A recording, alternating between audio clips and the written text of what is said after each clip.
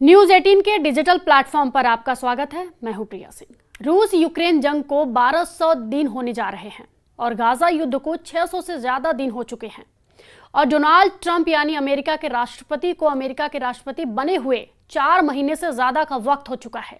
लेकिन हैरानी की बात यह है कि ऐसा पहली बार हो रहा है कि ट्रंप को अपने दोस्त और करीबी बताने वाले पुतिन और नेतन्याहू ट्रंप के लिए ही जानी दुश्मन साबित होने जा रहे हैं। हम आपको दिखाने जा रहे हैं कि 4 महीने से ज्यादा के कार्यकाल को देखने के बाद पुतिन और नेतन्याहू ने यूक्रेन और गाजा में पूरी तरह से कब्जा करने का प्लान बना लिया है, जिसने राष्ट्रपति ट्रंप के होश उड़ा दिए हैं।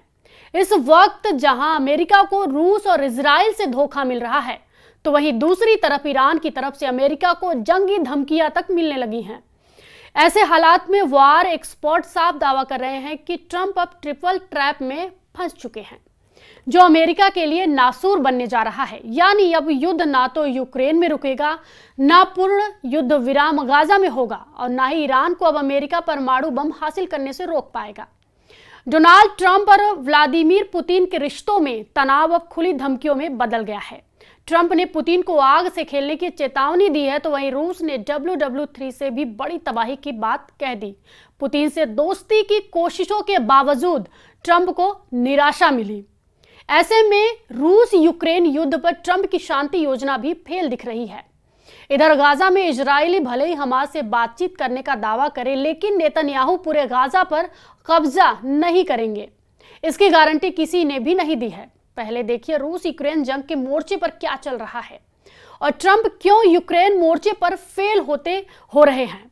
यूएन के मुताबिक 3.5 साल की जंग में 30 लाख यूक्रेनी अपने ही देश में दूसरे ठिकानों पर जा चुके हैं, जबकि 60 लाख से ज्यादा यूक्रेनी विदेशों में शरण लिए हुए हैं।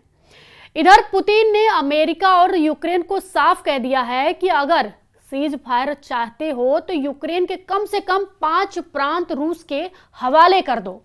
हम आपको बता दें, रूस ने इन इलाकों पर हमले तेज कर दिए हैं जिन पर वो कब्जा करना चाहता है।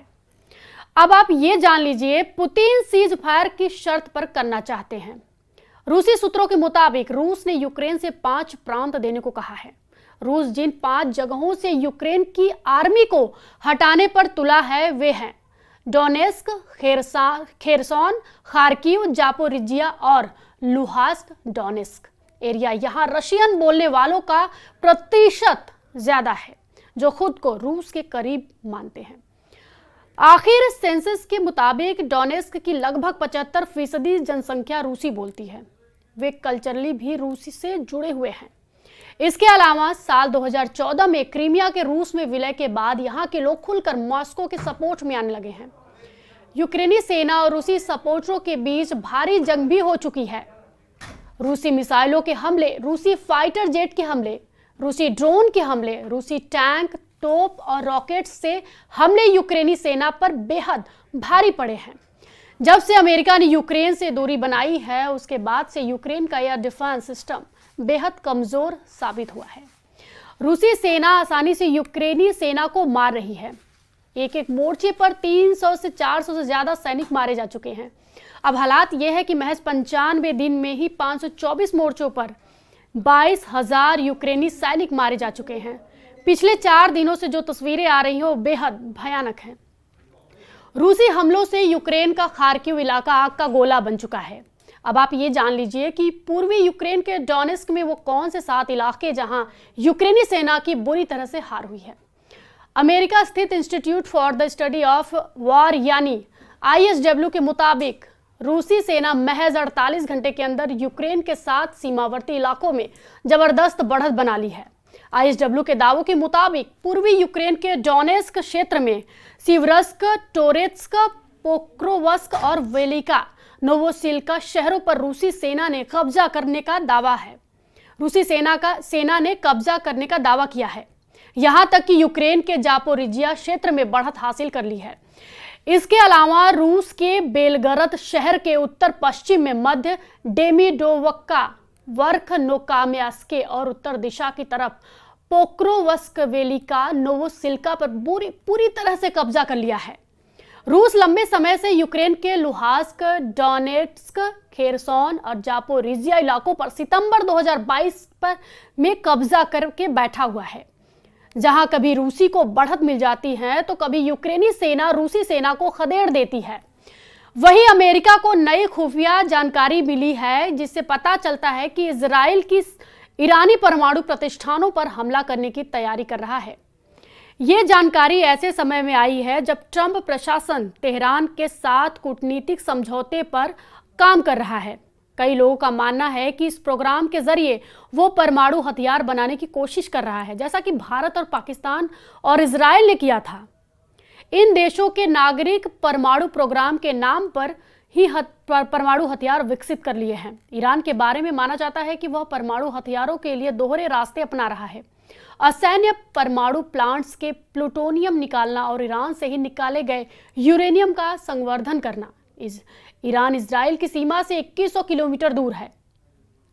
इजराइल उसके परमाणु ठिकानों को बर्बाद करने के लिए एक असाधारण और मुश्किल सैन्य मिशन शुरू कर सकता है, जिसमें मुख्य रूप से लड़ाकू जेट शामिल हो सकते हैं। इन लड़ाकू विमानों को हवा में ईंधन भरने और अपने लक्ष्यों तक पहुंचने के लिए काफी दूरी तय उड़ान भरने की जरूरत होगी।